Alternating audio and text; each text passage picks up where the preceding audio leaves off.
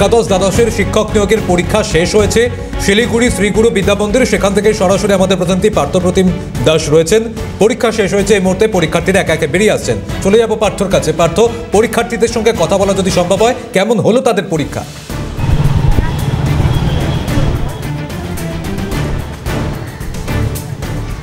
একদমই সৌম্য, দেখো জাস্ট কয়েক মুহূর্ত হয়েছে এই পরীক্ষা শেষ হয়েছে। তবে এই মুহূর্তে আমার সাথে রয়েছে শিলিগুড়ি অনামিকা রায়।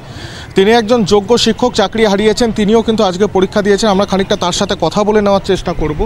প্রথমত কেমন হলো আজকের পরীক্ষা?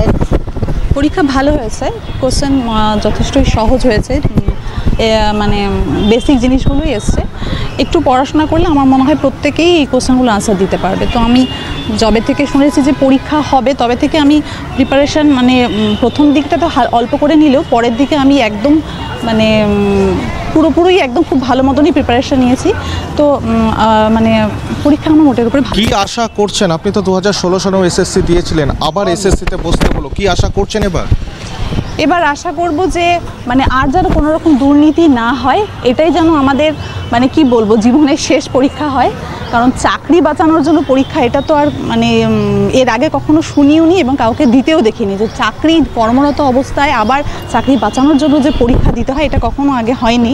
তো চাইবো যে এটাই যেন শেষ পরীক্ষা হয়, এরপরে যেন আমাদের আর কোনো রকম পরীক্ষা দিতে না হয়। যা পরীক্ষা দিয়েছি তাতে আমি আমার জায়গা ফিরে পাবো, এটা আমি আশাবাদী। তো এটাই চাইবো যাতে আর কোনো রকম সমস্যার মধ্যে আমাদের পড়তে না হয়। একদমই। দেখো আমাদের সাথে সৌম্য আরেকজন শিক্ষক রয়েছেন, তিনি শিলিগুড়ি বয়েজ হাই স্কুলের শিক্ষক ছিলেন, তিনিও সেই চাকরি হারাদের তালিকায় রয়েছে। তার সাথে আমরা একবার কথা বলে নেওয়ার চেষ্টা করব। আজকে কেমন পরীক্ষা হলো আর কি আশা করছি? আজকে আমার পরীক্ষা খুব ভালো হয়েছে। দেখুন, আমরা তো 2016 সালে এত দুর্নীতি, পাহাড় প্রমাণ দুর্নীতি, যারা হিমশৈলের চূড়ামাত্র বলেছেন বা বেরিয়েছে, যাই হোক না কেন, সব কিছুর মাঝেও কিন্তু আমরা যোগ্য ছিলাম এবং আমরা সেই যোগ্যতার প্রমাণ দিয়ে আমরা চাকরি পেয়েছিলাম। কাজে আজকে যে কমিশন যে নতুন করে পরীক্ষা নিয়েছে সুপ্রিম কোর্টের অর্ডারে, এই পরীক্ষাতেও আমার আশাবাদী আমরা আমাদের যোগ্যতার ভিত্তিতেই আমার জায়গাটা ফিরে পাবো। আশা রাখছি? হ্যাঁ, অবশ্যই আশা রাখছি। তবে আমরা এইটুকুই বলবো যে কমিশন যেভাবে শুরু করেছে তাতে আমরা শেষ পর্যন্ত সেটাই চাইবো, যেন স্বচ্ছতার সাথে আরও ভালো করে সিস্টেমগুলো ফলো করে আমাদের যেন রিক্রুটমেন্ট করে, যেন পরবর্তীতে আমাদের মতন কেউ যেন কারো ভাগ্য না হয় যে 7 বছর চাকরি করার পরে সে রাস্তায় ঘুরে বেড়াবে, আন্দোলন করবে চাকরির জন্য, চাকরি বাঁচানোর জন্য। এটা আমরা কখনো এক্সপেক্ট করব না। আমরা চাই কমিশন যেন নিজের ডিউটিটা ঠিকঠাক করে পালন করে এবং আমাদের যোগ্যতা ভিত্তিক এবং সকলেই, মানে শুধু 2016 না, আমাদের সাথে যারা ফ্রেশার্সরা পরীক্ষা দিয়েছেন তারাও যেন যোগ্যতার ভিত্তিতে চাকরিগুলো পায়, সেটাই চাই। একদমই সহমত। পার্থ, অর্থাৎ আবারও পুনরায় চাকরি দেওয়ার পরে এবার যাতে স্বচ্ছভাবে তাদের নিয়োগটা হয় সেই দাবি রাখছেন এই যোগ্য চাকরিহারা পরীক্ষার্থীরা। আপাতত ধন্যবাদ পার্থ তোমাকে।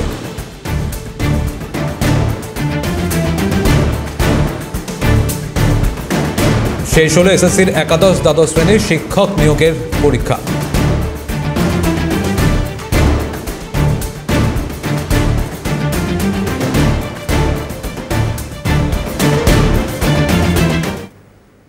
শেষ হয়েছে একাদশ দ্বাদশ শ্রেণীর শিক্ষক নিয়োগের পরীক্ষা। আজ একাধিক পরীক্ষার্থী তারা পরীক্ষায় অংশগ্রহণ করেছেন, প্রায় 2,46,000 পরীক্ষার্থী। এবং তারপরে আজ বিকাশ ভবনে এসএসসির চেয়ারম্যান, তিনি কিন্তু বিকাশ ভবনে কমিশনের চেয়ারম্যান, তিনি রিপোর্ট পেশ করতে এসেছেন। সেই ছবি দেখাবো আপনাদের। বিকাশ ভবনে কমিশনের চেয়ারম্যান, এই মুহূর্তে যে খবর পাওয়া যাচ্ছে, রাজ্য শিক্ষা দপ্তরকে রিপোর্ট দিতে বিকাশ ভবনের চেয়ারম্যান। সরাসরি সায়ন্তন ভট্টাচার্য আমাদের সঙ্গে রয়েছেন। সায়ন্তনের কাছ থেকেই আরও বিস্তারিতভাবে জানার চেষ্টা করবো। সায়ন্তন,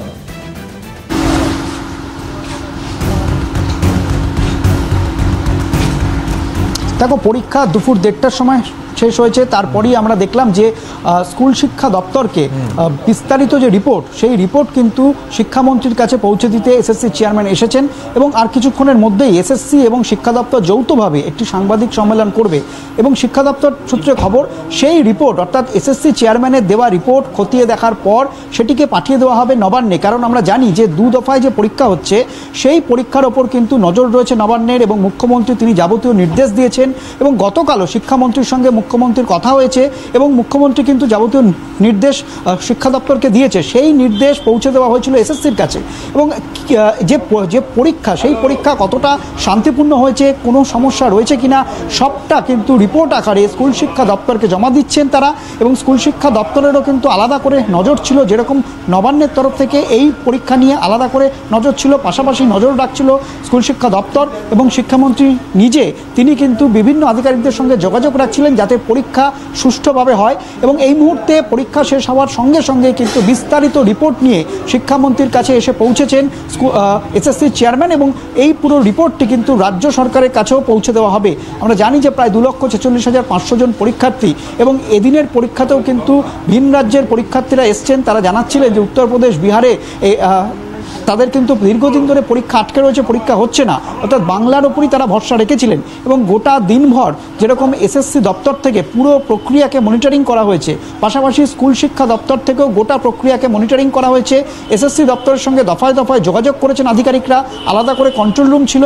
এবং এই যে বিস্তারিত রিপোর্ট এসএসসি দিচ্ছে, সেই রিপোর্ট স্কুল শিক্ষা দপ্তর খতিয়ে দেখে একটি কপি কিন্তু নবান্নকে পাঠিয়ে দেওয়া হবে। এবং রাজ্যের মুখ্য সচিব তিনিও কিন্তু গোটা বিষয়টা নিয়ে নজর রেখেছিলেন এবং যাবতীয় যে মুখ্যমন্ত্রীর নির্দেশ, সেই নির্দেশ যাতে পালন হয় তার জন্য কিন্তু সমস্ত কেন্দ্রে এসএসসিকে বলে দেওয়া হয়েছিল যাতে সমস্ত কেন্দ্রে পরীক্ষার্থীদের যাতে কোনো রকম সমস্যা না হয়। এবং যে টেকনোলজি ব্যবহার করেছে এসএসসি, এই প্রথমবার এসএসসির কোনো পরীক্ষাতে এই টেকনোলজিকে ব্যবহার করা হয়েছে। তার মধ্যে ওএমআর শিট রয়েছে, ওএমআর শিটে যে ইউনিক আইডি নাম্বার। পরবর্তী আপডেটের উপর নজর রাখো সায়ন্তন। আপাতত ধন্যবাদ জানাচ্ছি তোমাকে। এই মুহূর্তে রানাঘাট কলেজ, সেখানে আমরা একটু নজর রাখবো, কারণ সেখানেও এই মুহূর্তে পরীক্ষা শেষ হয়েছে, একে একে পরীক্ষার্থীরা বেরোচ্ছেন। প্রসেনজিৎ বিশ্বাস সরাসরি আমাদের সঙ্গে সেখান থেকেই রয়েছেন। প্রতিনিধি প্রসেনজিতের কাছ থেকে আরো বিস্তারিতভাবে জানবো। প্রসেনজিৎ, একটু যদি পরীক্ষার্থীদের সঙ্গে কথা বলা সম্ভব হয়, কেমন পরীক্ষা হলো তাদের থেকে যদি একটু জানা সম্ভব হয়।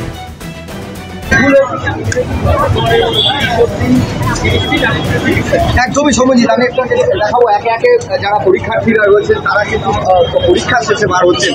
দিদিভাই, কেমন পরীক্ষা হলো, কতটা প্রিপারেশন ছিল?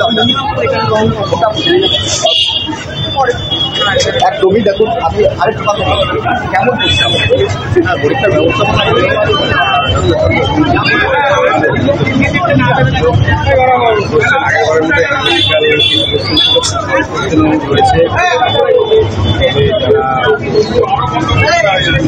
যারা যোগ্য শিক্ষক যারা ছিলেন সেটা যারা অনেক জিনিস বলি হচ্ছিলেন থেকে তারা